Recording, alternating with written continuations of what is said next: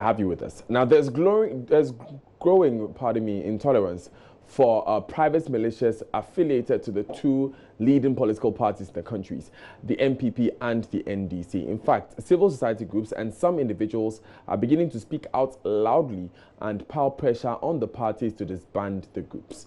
Here's a news desk report.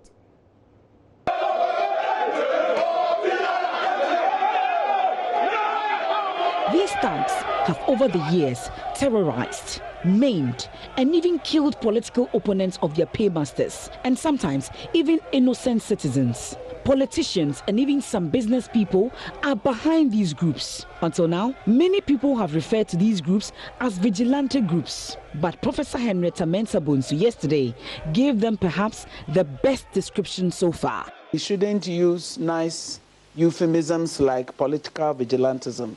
They are private militias. And the danger is that, as you pointed out, these rival groups are beginning to fight within the parties, which means that they answer to particular leaders. That makes the leaders warlords.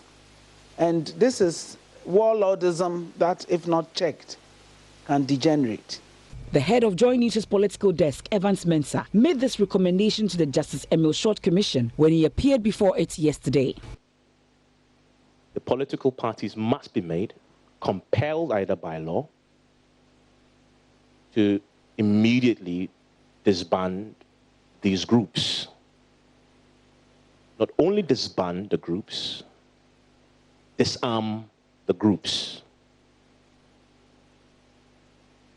Because I've heard members of the audience who listen to Joy FM or the Joy News on television say to us that if you only disband, we know that some of these individuals are armed.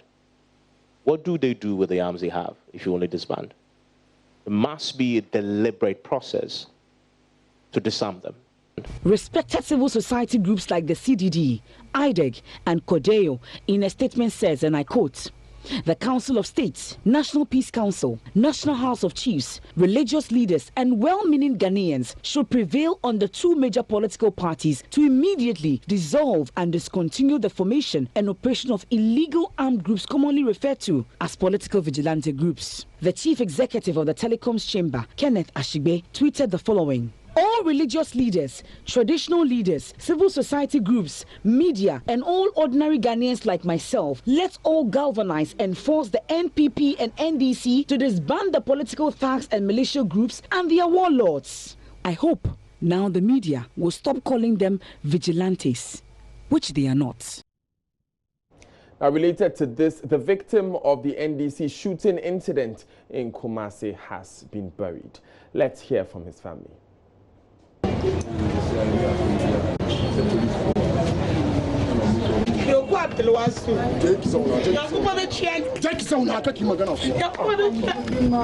We are here at the family house of the late Wasiu, who was gunned down at the NDC regional office, and it's quite a solemn moment just before the burial. Let me try to speak with the mom on Joy News at the moment and try to paraphrase what she says to us.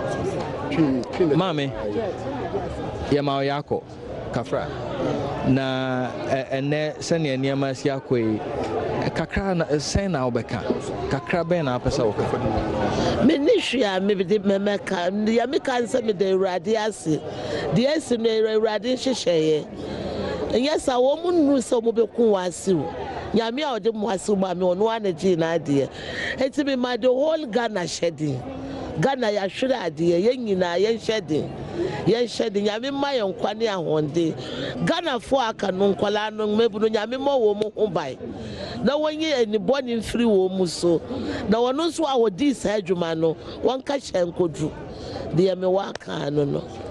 Quite a remarkable brief statement there, and he is rather placing all youth in the Zongos everywhere in Ghana in the hands of Allah, and he says that every child must be protected. He has nothing to say than to say that the person who did this should keep going and that he leaves him in the hands of Allah. I have a senior brother to Wasiu. Mohammed, what do you have to say at this moment? I know you are grieving, and this is a very solemn moment for you. This goes to the president and the Ghana IGP and the Kumasi Regional Police Commander. What we are repeating is that we need justice for Abdulwasiu. We are not ready for revenge, we are not ready for anything. But what we are expecting is, as for Abdulwasiu, he has gone already. But we need justice for Abdulwasiu. It is not about Part A, Part B, or Part C. We know the Constitution of Ghana. When you kill somebody, the law has to deal with you. So this is not between Abdulwasiu, and this is not between the family of Abdulwasiu and the Medra. This is the issue between the state and the president and the IGP and the regional police commander. So they have to deal with this issue. At the moment, it's a tense environment here at Sewaba Junction. You can see the youth are quite tensed, and they blocked this particular end of Sewaba Junction, but the police have removed partially the blockade, allowing vehicles to pass through. You can count quite a number of military personnel armed, and we also have members of the rapid force from the Central Police Headquarters in riot gear, also armed. Prayers have begun towards the Islamic rituals. It's quite a solemn moment, and many who have gathered here have one thing in mind, and that is justice. Now the journey begins to the Tafo Cemetery, where burial will take place. The caskets in the hearse at the moment, and the mother and the family wailing behind the caskets. Quite a traumatizing moment for them at the moment. You see the sister to Wasiu sitting on the ground and wailing. And they say, per Islamic belief and tradition,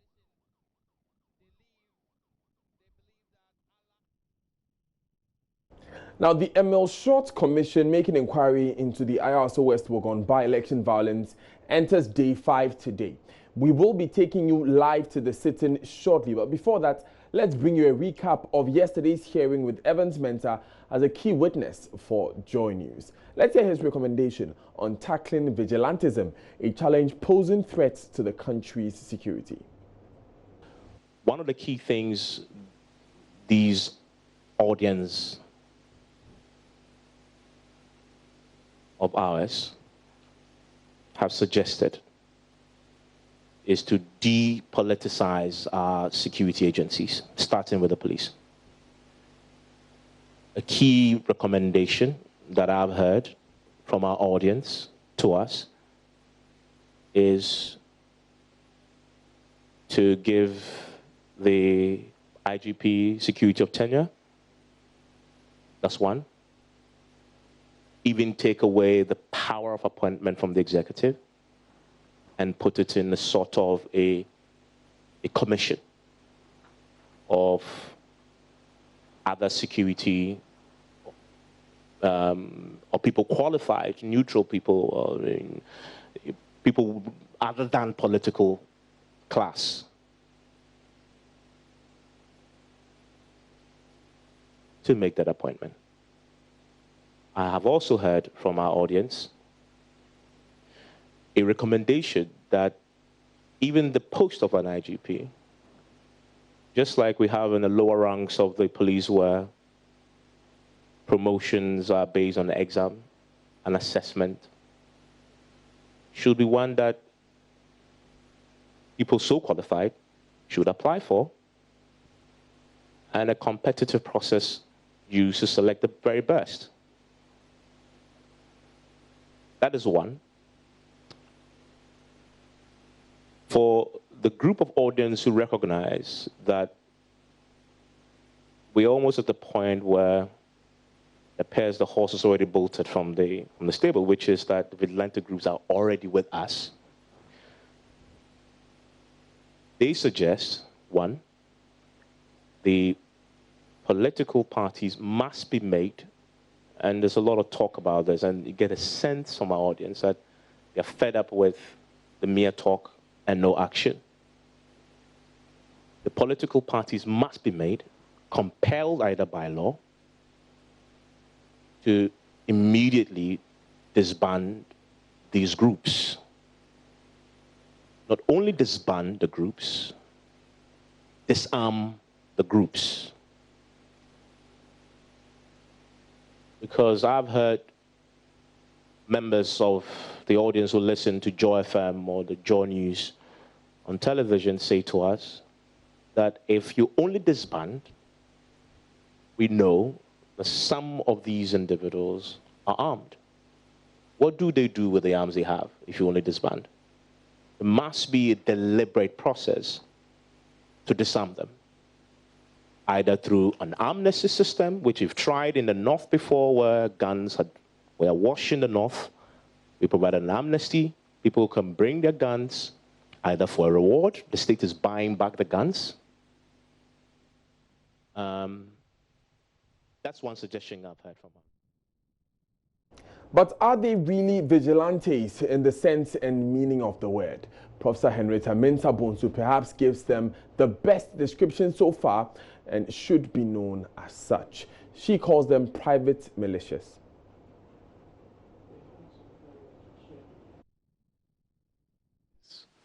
Have taken much We longer. dignify it and make it a noble cause. And like all bad things in this country, we call bribes by fond names and we stop seeing them as bad. We call these things political vigilantism and we don't quite appreciate how bad. It is plain warlordism. And they are militias. They are not political vigilantes. They are militias. And so it gives me concern if you are responsible for internal security and there are militias operating all over, and they are private militias subject to some people's control. Those people are warlords.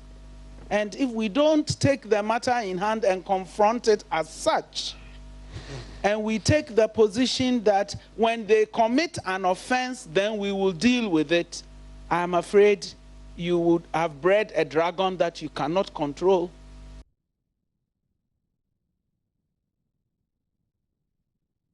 Professor Henrietta Mensah Bonsu then. We take you live now to the Osu Castle where the Commission of Inquiry is sitting. Currently before them is Chief Superintendent Kwesi Fori. It's Delali Kwesi Brimpong. He is the NDC's parliamentary candidate in the Ayahuasca West Wuogon by-election.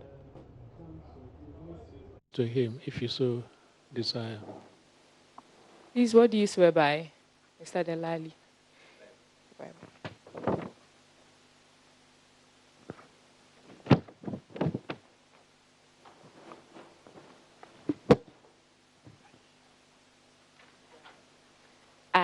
I, Delali Kwesi Brimpong, do hereby swear by the Bible. Do here swear by the Bible. That the evidence I shall give before the Commission of Inquiry. That the evidence I shall give before the Commission of Inquiry. Shall be the truth. Shall be the truth. The whole truth. The whole truth. And nothing but the truth. And nothing but the truth. So help me God. So help me God.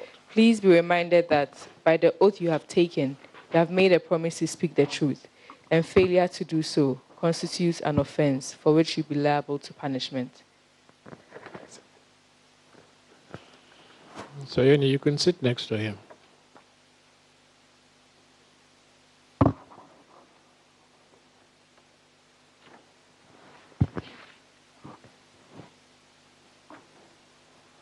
Council can sit next to. If you so, yeah, you can sit in the chair next to him. Yeah.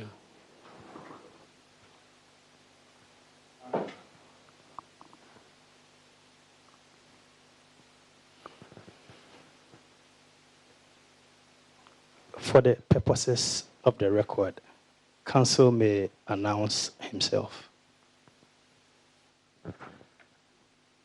If it pleases the Commission, Dr. Dominic Akunrutinga Ayene, appearing for Mr. Brimpong Delali Brimpong. With me are Godwin Tamaklo and Francis Xavier Sosu.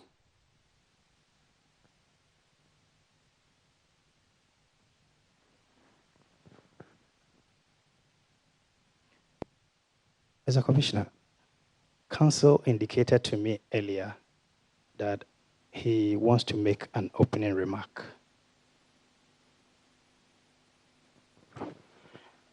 Thank you, Mr. Commissioner. I refer to Rule 12 of CI 65, that is the Commission of Inquiry Practice and Procedure Rules. And I want to indicate to the Commission our desire to reserve the right to cross-examine prior witnesses and then to do re-examination where possible of the witnesses that we represent, of the witness that we are representing today. In terms, Rule 12 of CI 65, heading is Procedure for Examining Witness. The lawyer for the commission is responsible for, and C, the re-examination of the witness after the cross-examination of the witness by any other lawyer appearing before the commission. And then sub-rule 2 says a lawyer or an expert witness appearing for a person whose conduct is the subject of the inquiry, and any other lawyer appearing before the commission may cross-examine a witness after the cross-examination of the witness by the lawyer for the commission, having regard to Article 282 of the Constitution. So, Mr. Chairman, based upon this provision and pursuant to Article 282 of the Constitution, as Council wanted to reserve the right to re-examine our own witness after he has given his evidence and been cross-examined by Council for the Commission, and then subsequently to call any other witness who has given evidence before the Commission that touches upon and concerns our client so that we can cross-examine that witness.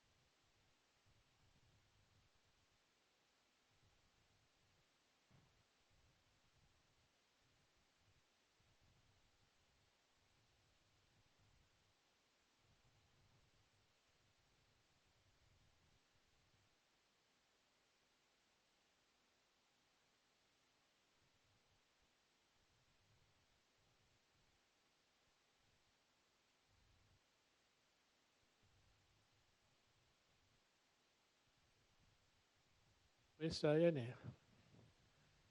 you are requesting the commission to allow you to re-examine your witness after he has been examined by the lawyer for the commission, right? Is that what your submission is? After he has been cross-examined by him.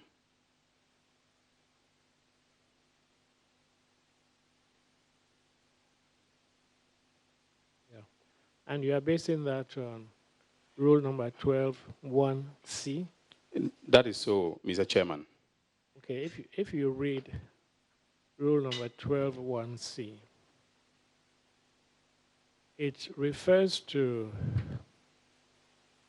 the re-examination of the witness after the cross-examination of the witness by any other lawyer appearing before the commission. The any other lawyer does not refer to the lawyer for the commission. That is so, Mr. Chairman. And we don't have any other lawyer appearing before this commission. Mr. Chairman, in exercise of our client's right to counsel, yes, effective representation includes the right for him to confront any person who has given evidence before this commission that touches and concerns his evidence or that in any manner contradicts what he has said. And so it is our view, and subject to the discretion and ruling of this commission, that that includes the right to re-examine him after he has been cross-examined. And the duties of the counsel for the commission includes cross-examination. So though he's leading the witness in evidence, it is also possible for him to ask, for instance, leading questions, which we are not allowed to ask because we are representing the client.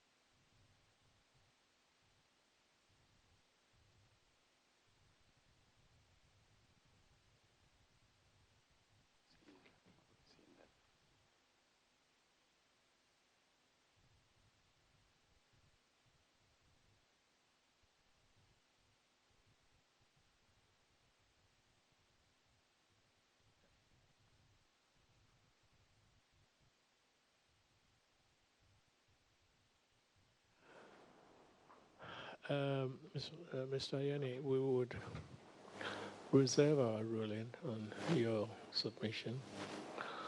Proceed with the examination of your client. Very well, Mr. Chairman.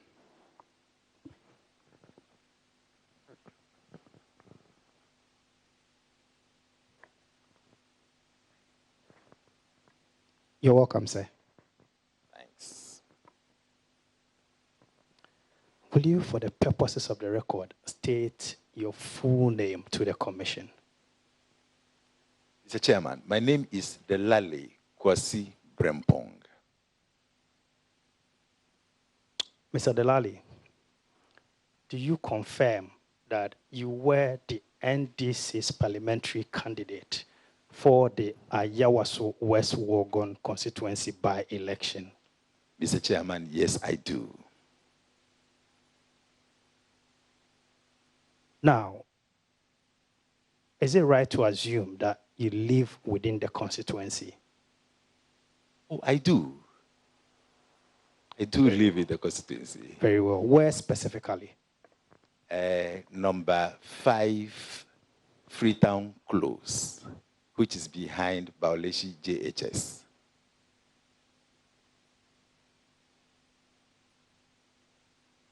Is it the same Bauleshi JHS that was used as a polling station? Yes, please.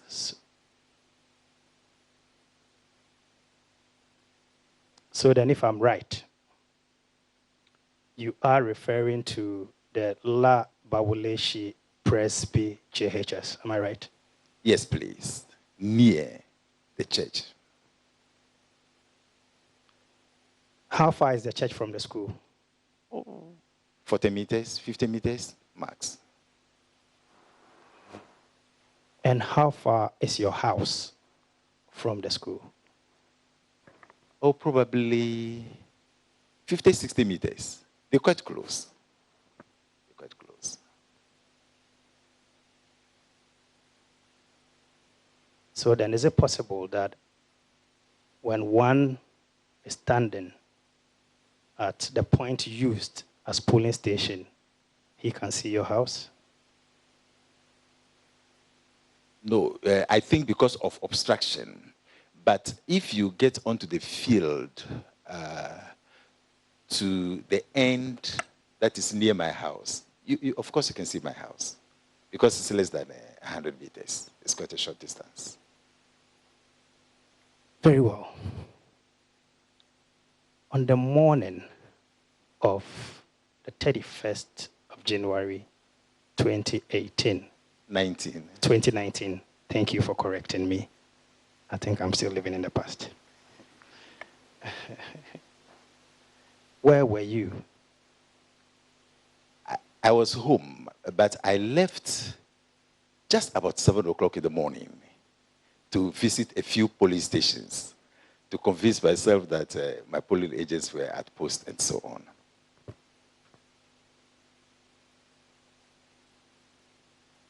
Yes, you can go on. Please, I can go on. Yes. So after about an hour, my son called me that to know where I was, that there were visitors trooping in fact, even some parliamentarians who wanted to speak to me or to see me. So I told him I was almost close to the Meteo police stations at Mpasam. So from there, I'll come home. After about 15, 20 minutes, he called me again. Daddy, where are you? And I said, I was just about leaving Meteo towards the house. He said, I should not come to the house because there was trouble. I said, which trouble? He said, he heard some shooting when he was in the bathroom, and there was a lot of noise around the house. So he will suggest I should not come back home.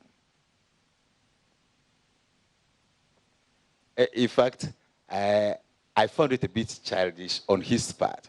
Because if there was trouble, turmoil in my house on that particular day, the house which was the focal point of activity for NDC, I mean, it behoves on me to rush there quickly to find out what the matter was. So I picked myself up and then drove, but cautiously towards the house.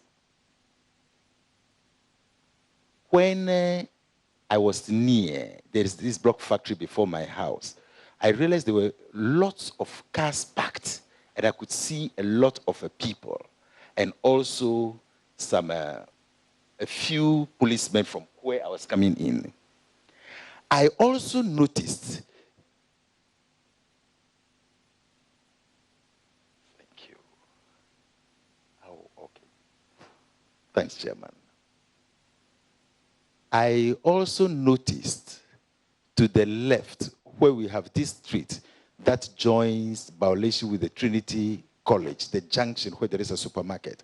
I saw this big blue police car, which looks like a firefighter. I think they normally use it in rioting or something. I also noticed that this time. So when my nephew and a few of my supporters noticed my car, they came towards the car. So I got down and I asked what had happened. They said I should come and see.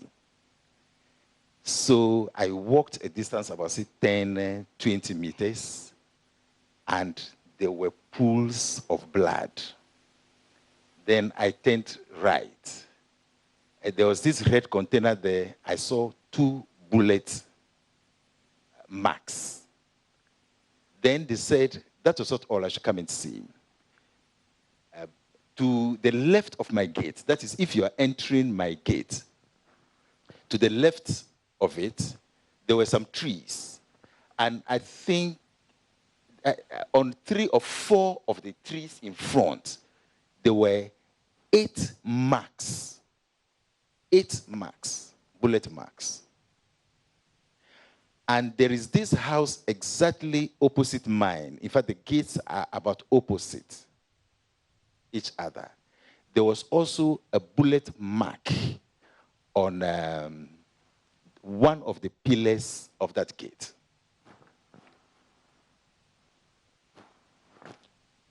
In fact, I was shocked because I did not want to believe that the blood I saw and all those things could be human blood. I didn't want to believe it initially. I was in a state of shock. So I think I might have become a bit emotional. So I entered the house and climbed up. There are actually 2 buildings on the plot. The one to the left had this staircase, which I climbed so that I could see the people who were outside. So I shouted. I was the Lale Kosi Brempong, the owner of the house. Here I was. Whoever wanted to be should come for me. Apparently, everybody was looking with me very calmly, and I didn't know what I was doing. So I descended and went to the bigger house where I have my office. There, I was followed by Chief Superintendent Kosifuri, the gentleman who just left here with his people. I think there were 4 officers and about 3 armed policemen. They followed me upstairs to my office. Then I again asked them, here I was. Whatever crime I've committed, I submit myself to the police to arrest me. But Chief Superintendent Kosifuri said I should come down. After a while, in fact, they were mute. I thought something really had happened in my house, and the police were there actually to verify. And now that I was present, I thought, they could proceed, but they were very calm. And after that, after a short interaction with them, they said they were going to leave some policemen in the house to actually offer protection. They did leave 9 armed policemen in the house. Shortly, I heard, yes, so I asked, after they had withdrawn, a few people climbed up. So I asked, were some people hurt? They said yes. Where are they? They said they were sent to University of Ghana Hospital, Legon Hospital, as we sometimes call it. So, and that's, some other people were also arrested and sent to East Legon police station. Good. At about 10 thereabouts, then the national organizer, retired Captain Joshua Kamba, came. And he drew my attention that some of the victims were in hospital, so we should go and visit them. Oh, please, I've jumped to this in. Before then, the national chairman actually called. That was around just after 9 o'clock, and asked where I was.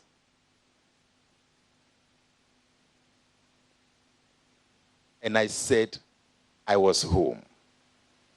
Then in about 10 minutes, he came. Actually, when he came, I was in the bathroom, so he had to wait for a while. Then I came back to the office. So as soon as I was meeting him, Honorable Tutubi Kochi also came. So we had a short meeting, probably 3-4 minutes, to discuss what had happened and what was the way forward. We came to the consensus that we couldn't predict what else could happen. So it was better for us to pull out of the elections and to give the police the opportunity to actually find out what had happened and what would happen again.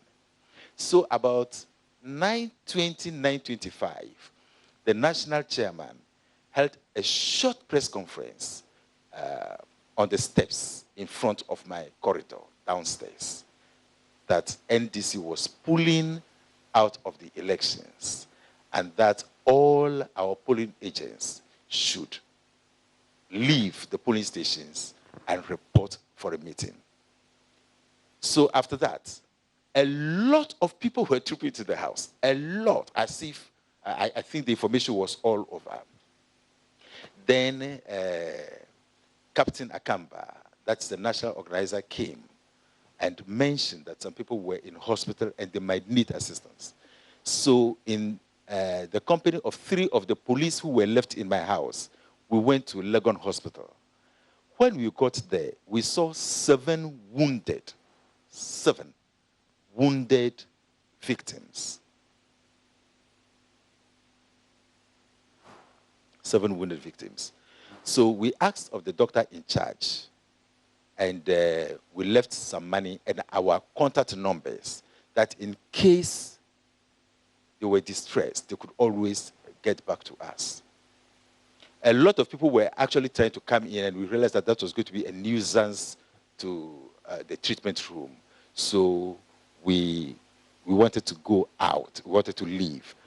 When we were about leaving the entrance of the hospital, then we saw 8 other people coming in.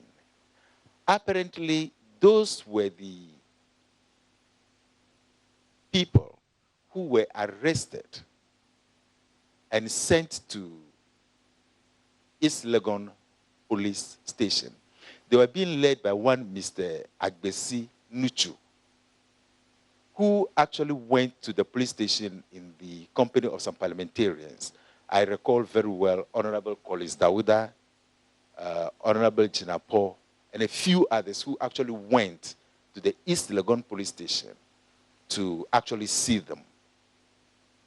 So we had to go back in to tell the doctors that, yes, these are also victims from the happenings around my house. Mr. Agbesi had some money, so he left that money also. So the treatment continued. Then we had to leave. There we were informed that one person was seriously injured and was referred to 37 Electoral Hospital.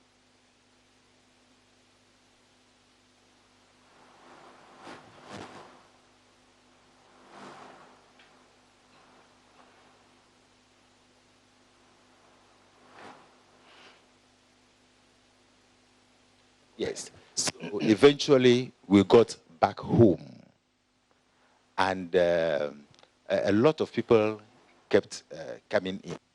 So I had the opportunity now to ask eyewitnesses what exactly happened in front of my house.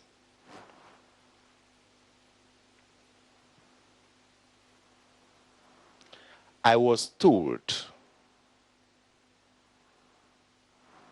that perhaps about 2 dozens of men dressed in brown khaki trousers and black T-shirts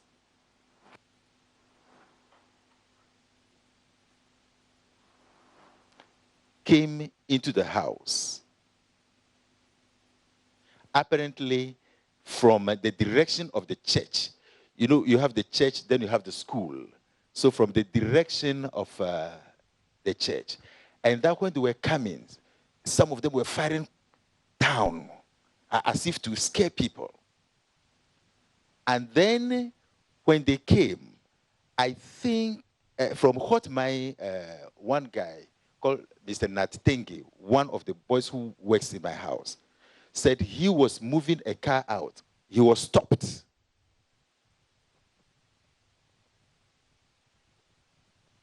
And that he should open the boot. They wanted to check what was in the boot. And he said he was wearing, he is one of these neighborhood watchdog under the police. He was wearing, I think, their T-shirt or something. So they asked him, you are one of them. So in fact, he was scared, so he ran away. So what happened was that when he ran away, I think the people proceeded to the gate. There were a lot of people in front of the gate.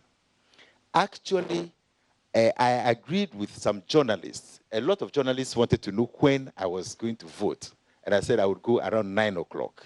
So there were some journalists, there were some supporters, and there were also some NDC observers that morning who were coming to my house to take their tax. Some of them did not get their tax the evening before. I recall, please, is the pace okay, or I'm still too fast? Okay, sorry. Okay.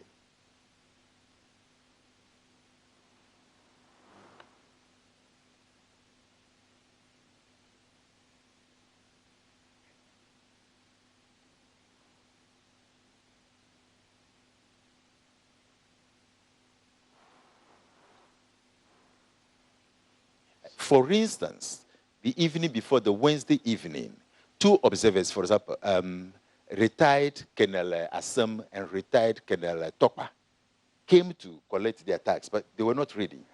So I knew in the morning some would be directed to meet the officers in charge at my place. In any case, my house, I was a parliamentary candidate, and my house was the focal point of activity that morning.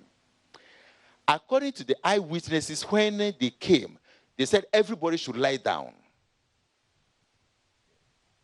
Everybody should lie down. I think probably that's a military kind of thing to either overcome people for any activity. But I think from the narration, there was resistance from some of the people. The armed men, the armed men, some of them were masked, so I was told. They were masked. In the brown khaki trousers, in the black T-shirts, some with masks, were trying to enter the house, but they were resisted. Let me also put this on record that there are workers in the house. There are 2 companies that operate from that house. My son has an internet service business. Yes. So the first building, under there are 2 offices where they work from. And then I have my personal office also at the top. So there was some resistance. According to the eyewitnesses, I wasn't there. I am recording what I am telling the commission what I have heard. When the people apparently failed or saw that they could not enter the house, then they started retrieving towards the left. I'm now facing my gate, towards the left side, to the school behind the church. I heard, as they were moving away, the people around started hooting at them. I heard they started hooting at them.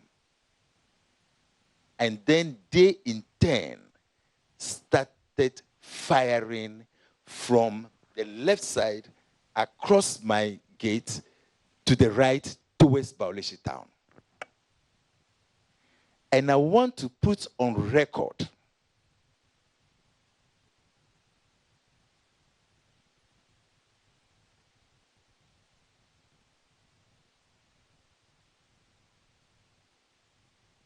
that from the left side of my house, that is if you are facing my gate, to the right, there was evidence of 15 gunshots.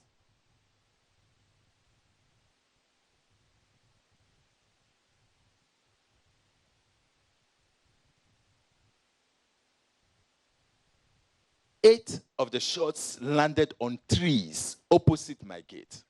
And please, I would be very grateful if the commission can send the police to actually capture this information and bring it to the commission.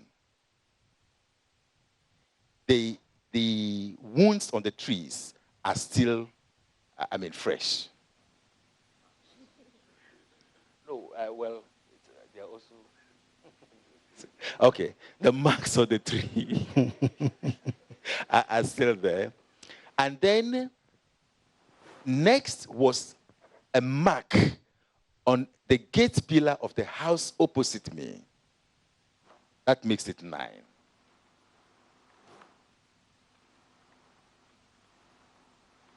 Two marks, this time not insane, were on a red container just after my gate also. That makes it 11 plus 2. 9 plus 2, that's 11. 11. And then 4 cars, which were parked in the direction towards Baoleshi, that is the right of the gate, when entering, also had bullets through them. So bullets through 4 cars from the same direction. That is from the left, that's facing my gate, from the left to the right. The cars were parked to the right in the open, there's some trees there. 4 were hit with bullets. So what I visibly saw from the narrations and also what was available for me to see that morning were 15 either misdirected or stray bullets shot from the school side across my gate to hit various structures.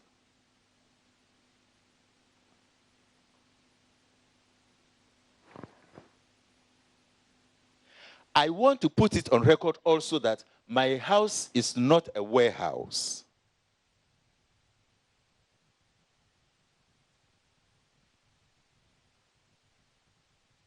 Indeed and truthfully, I have this garage in which my son does pack caustic soda occasionally if they are going to blend them. But my house is not a warehouse.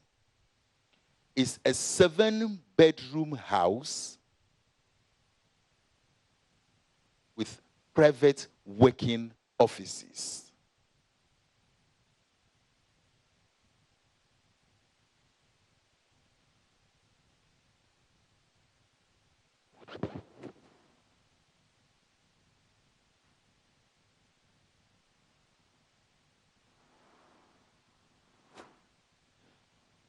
I have received calls from friends, especially my seniors in school, that the Lali, they said you had a cache of arms, firearms in your house. So some people came wanting to retrieve the arms. Please put it on record, that in my life, I have never lawfully or unlawfully acquired any firearms.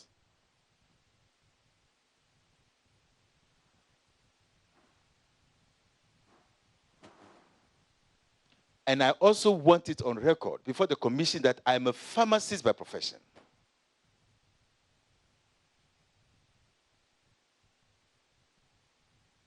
And I would have no business at all acquiring firearms because, there is no use for firearms in the practice of pharmacy. And I'm also under oath to protect human lives because my job as a pharmacist is to find remedies for people who are unwell. It's also said that some people came into my house with arms. I have no evidence at all before I left my house, after I have returned, and with all the accounts and the people I knew coming to my house, bringing any arms at all into my house. So till today, I am yet to know why men in brown trousers, black T-shirts, some covering their faces, should come to the house of a civil pharmacist, an unarmed professional, to wound innocent supporters who have actually come to support me in a by-election.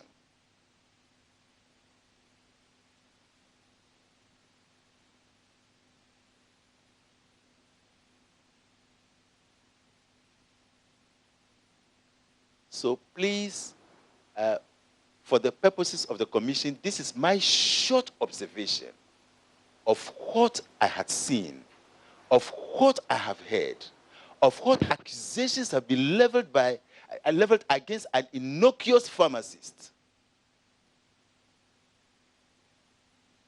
And I want to end by saying that till now, I cannot explain the armed violence in front of my house. Thank you, Mr. Chairman. Mr. Dedali. Mr. Chairman. If I heard you right, as at the time of whatever incident that might have happened in your house, you were not present. Am I right? Yes. And for that matter, whatever evidence you give to the commission as far as any incident is concerned is what you have been told. Am I right? And what I have seen, not only told. Very well. Mr. Chairman, I have told you, for instance, I have personally made fresh blood pools. I have also seen evidence of 15 marks of bullet in front of my house. Very well. So I agree with you.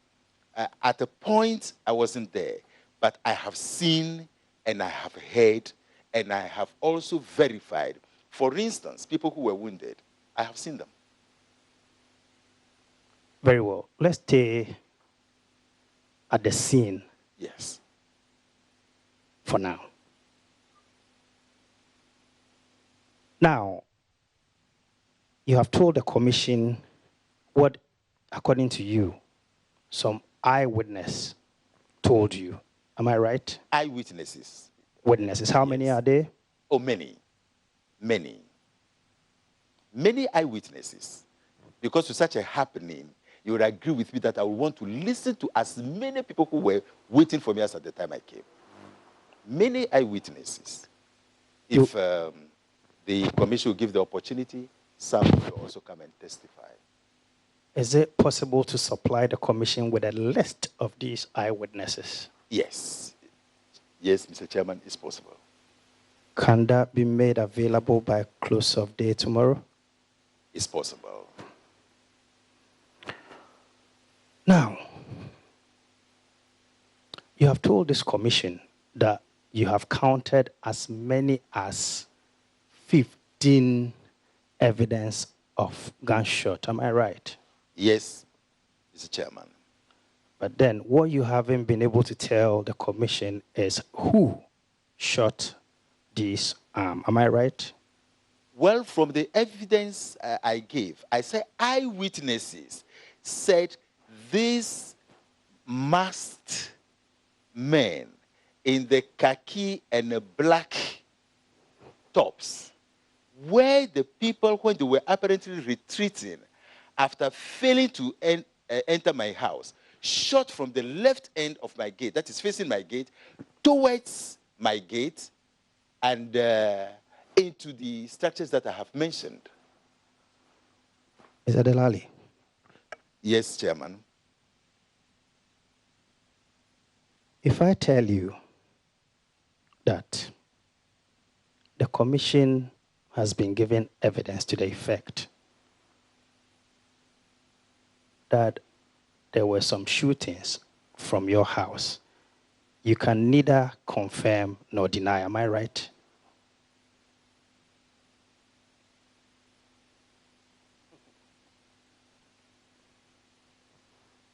Dr. Ayeni, if you need to consult your client, can you kindly ask permission? Yes. I will not be able to confirm because I was not there. But in kindly asking the commission to put certain things on record, I did mention, so far as my house in which I live, my children live, and workers live, I have no evidence of firearms in my house. In any case, the height of the walls in my house would have made it fruitless for anybody shooting from that house unless the person wants to shoot it to the sky. It would have been purposeless. So from a probability of 10, I would want to say 9 over 10. It is impossible for anybody to shoot from that house. And I have no evidence that there is any firearms. And I did not see any evidence of any damage to my wall or the gate. Very well. Please, may I also add? I did also hear this. So I asked my family members, workers in the house, and everybody was laughing at me. Nobody from those who were in the house, though I was not there, from what they've told me, there was no gunshot from the house, according to them. Very well. But let me stay with you.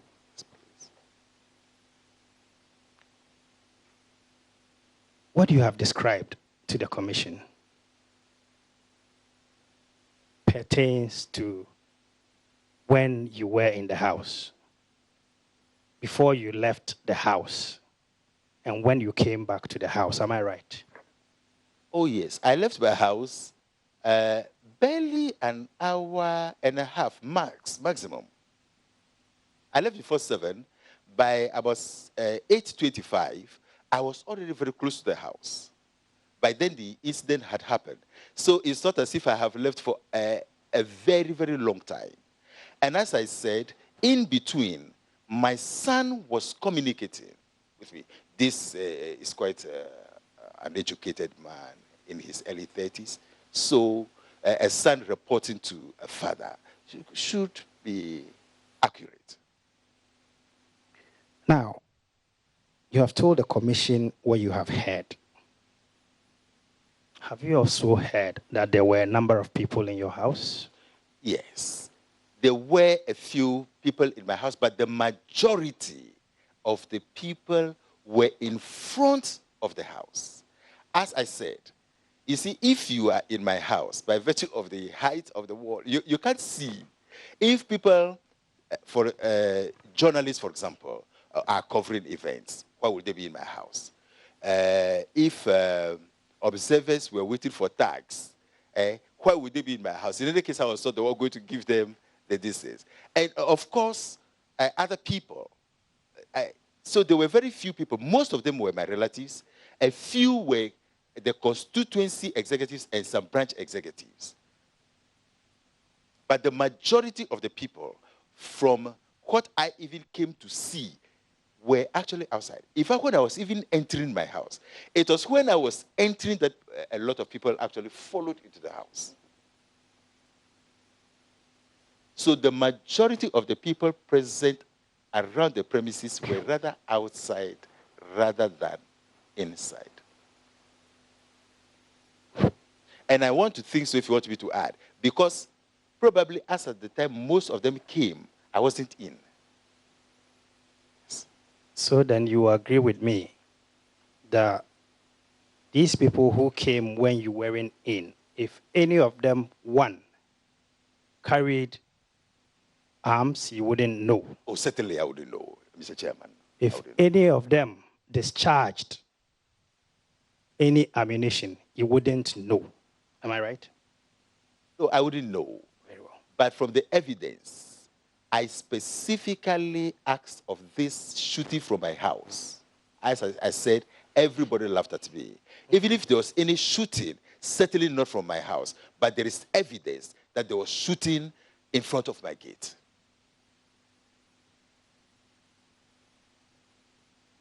But certainly, I can, of course, the commission and the police can always find out. There is no evidence of shooting from inside my house, but there is abundant evidence of shooting in front of my house.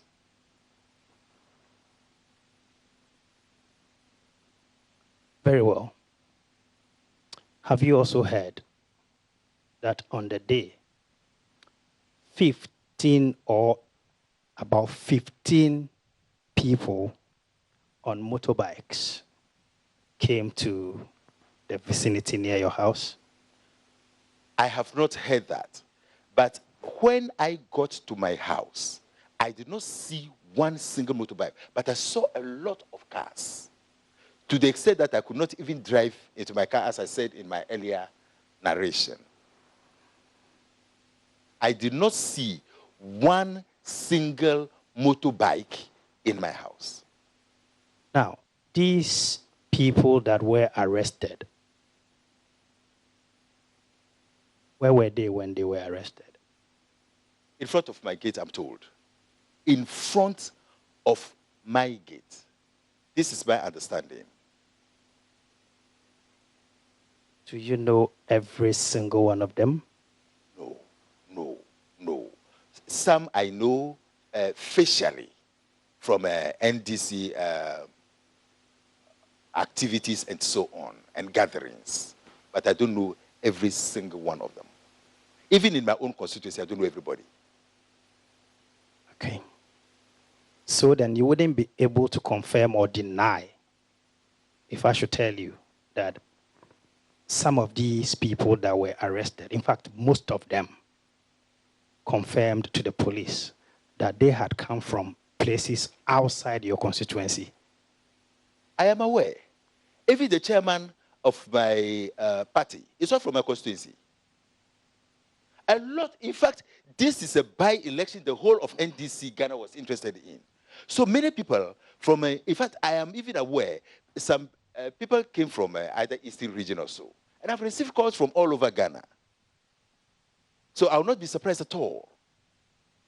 This election was of interest to the whole of NDC Ghana. And in any case, as I pointed out to you, most of the national chairmen and even the regional, most of the national executives, the regional executives who assisted in my campaign are not from my constituency. They're not. Very well. Mr. Delali. Yes, Chairman. I am referring here to ordinary citizens, not party executives. Now, would you also be surprised if I tell you that some of these men have also come from outside Accra? Would you?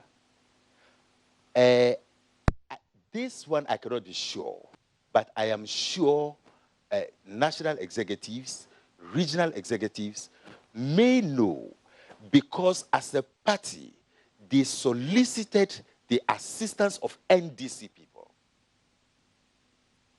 If you want me to digress a bit, or to give more information, not digress.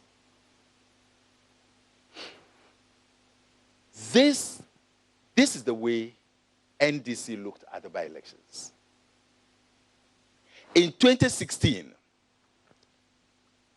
we did not believe the results that we had as a party. In the 2012 elections, the parliamentary candidate lost by 1,691 votes. And the president won, the NDC president, that's President John Mahama, won with slightly over 500 votes. You can slow down a bit. Thank you.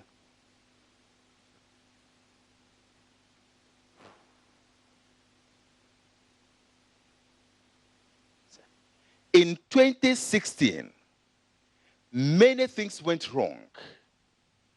And I, the parliamentary candidate then, lost with over 10,000 votes.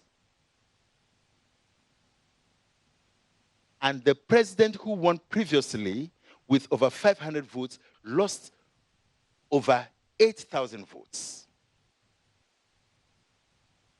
So this by-election, was reviewed as to why the poor performance in 2016. Out of the findings, for instance, that we did not have polling agents in position as at 1 p.m. on December 7, 2016. NDC executives from national to region have taken it upon themselves to ensure that they did the right thing this time. And they were going to use all the human resources in NDC to ensure that the real potential of NDC was realized in Ayawaso West. So I want to put this on record. So we were not looking at the elections from the point of violence. We were looking at it from strategy to correct our 2016 weaknesses. So even I, as a parliamentary candidate, I was under the direct direction of national executives. So, if it pleases me, as chairman, I would want to consult with my client briefly.